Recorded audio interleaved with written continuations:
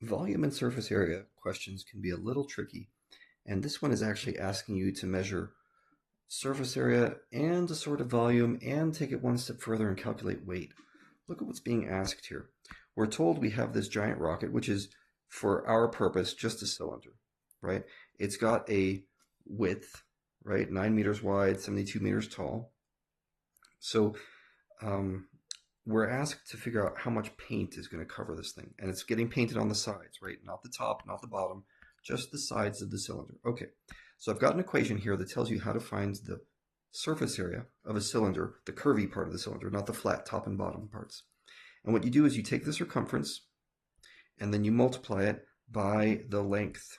Okay, now to give you an idea of what's happening in the picture, it's like you're taking the length of that circumference and then going upwards, projecting that upwards. So this length of the circle turns into an area of the side of that cylinder as you project it across that dimension.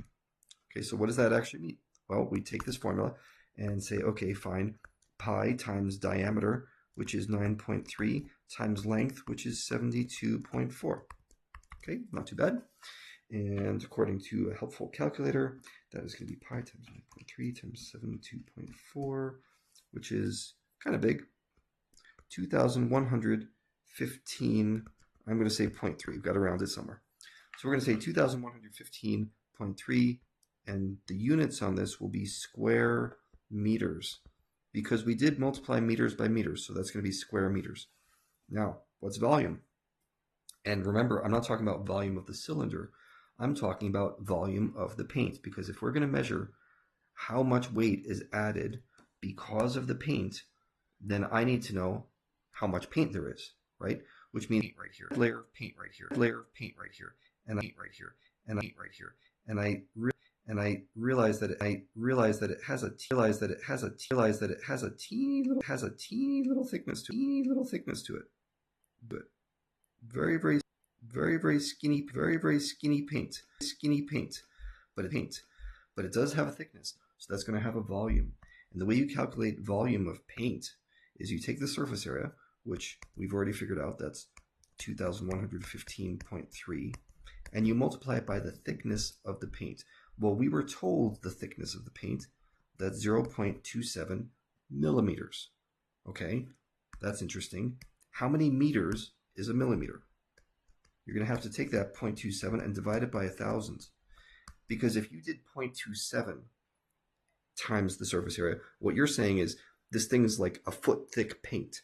And that's not what's going on, right? It's 0.27 millimeters, not 0.27 meters. So this is the way we do that multiplication. And I'm going to do 0.27, oops, I did 0.24, divided by my thousands, that's important, which gets me a volume of 0.571, not in square meters anymore, that's cubic meters, because I multiplied by another dimension, cubic meters. And now the last part, what's the mass of that paint? How much does it weigh?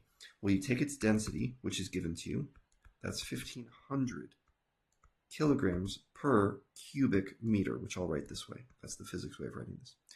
Times the volume. Well, what's the volume? That's 0.571 cubic meters. So now we punch this into our calculators. 1,500. 856 kilograms.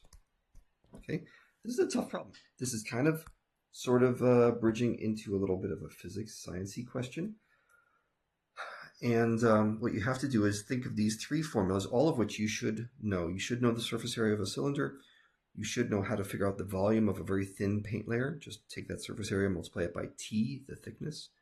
And you should know how to go from mass and density and volume and how to relate those two in an equation for weight right there.